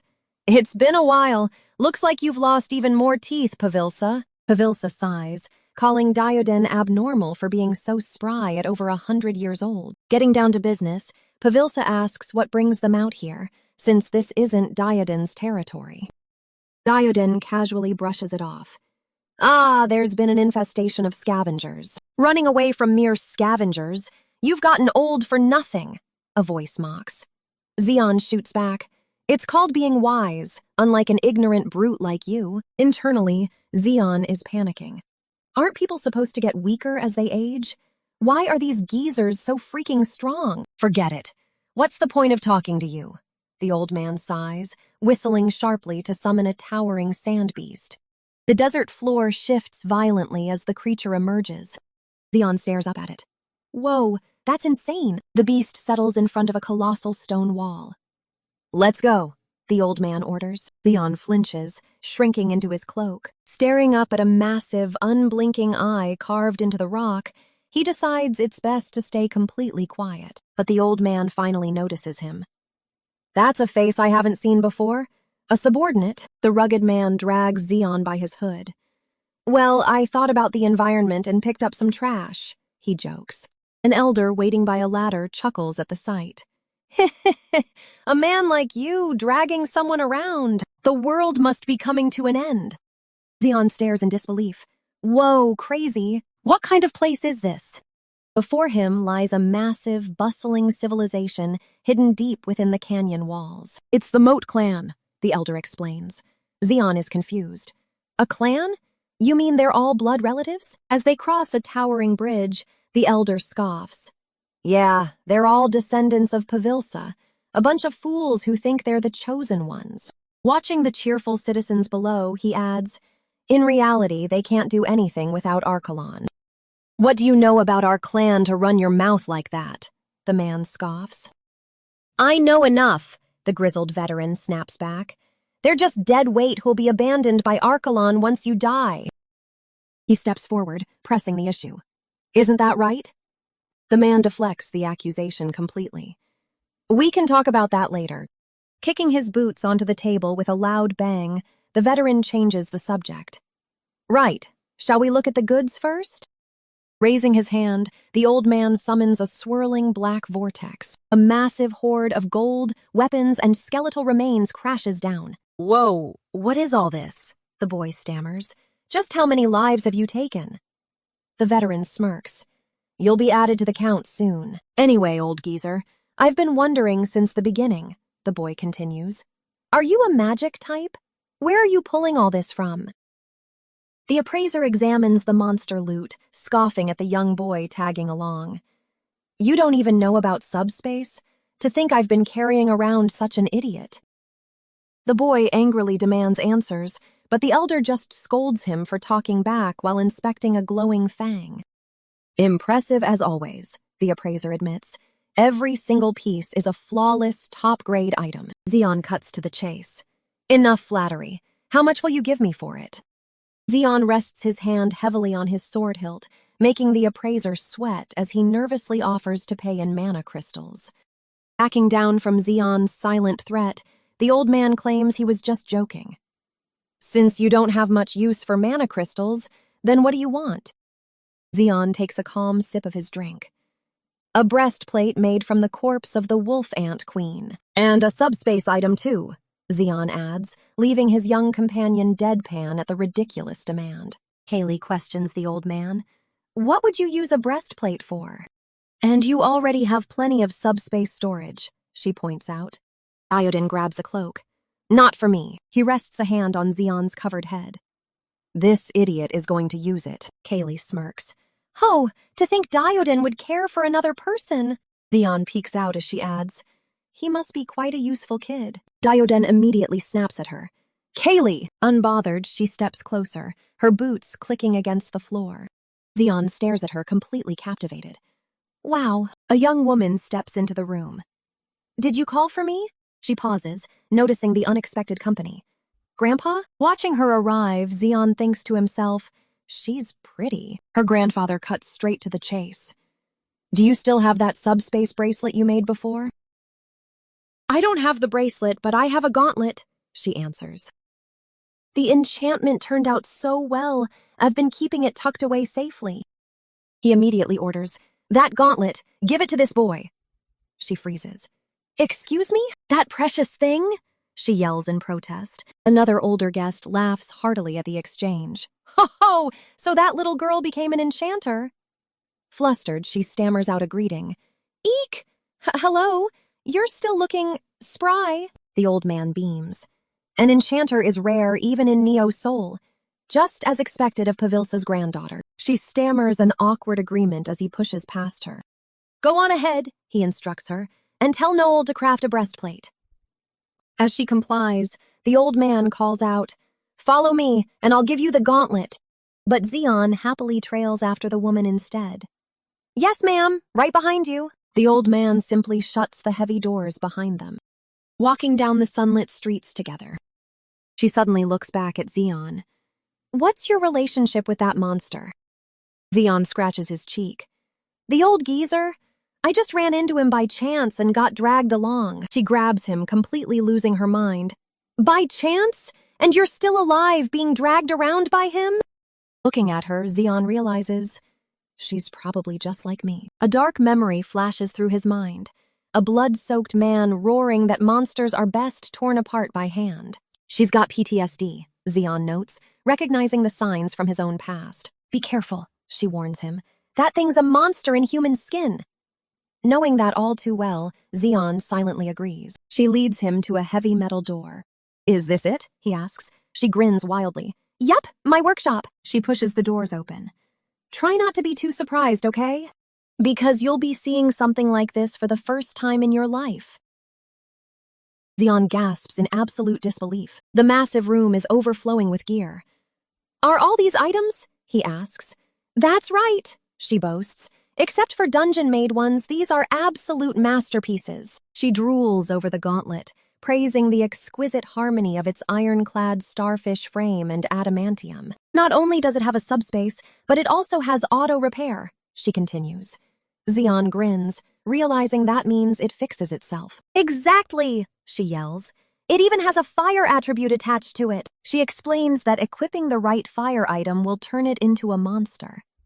Zeon hesitates, asking if he can really take it, and she pouts, admitting her grandpa told her to hand it over. She warns him that items inserted into it can't be removed. Zeon doesn't care, eagerly reaching to accept his new gear. But as he pulls, she refuses to let go. A fierce tug-of-war breaks out as Zeon tries to yank it from her grip. I won't give it! She screams, refusing to hand her precious creation over to a nobody, leaving Zeon struggling and annoyed. Ha ha! Sorry, but this is mine now, the thief cackles, clutching the stolen gauntlet. The child you raised with such care is now... Suddenly, the entire stone chamber begins to shake violently. He flinches. Should I give it back? But the woman screams, No, that's not it! Recognizing the tremor, she gasps. This cry from Archelon, it's them! Who is them? The thief panics. She stares upward, completely paralyzed by fear. Elsewhere, two elders calmly wait as the ceiling crumbles. How persistent, the monocled man mutters. A squad of armed riders bursts through from above. They plunge past giant stone statues on horseback. Those scavenger bastards! A voice curses as the intruders slide down the sheer cavern walls.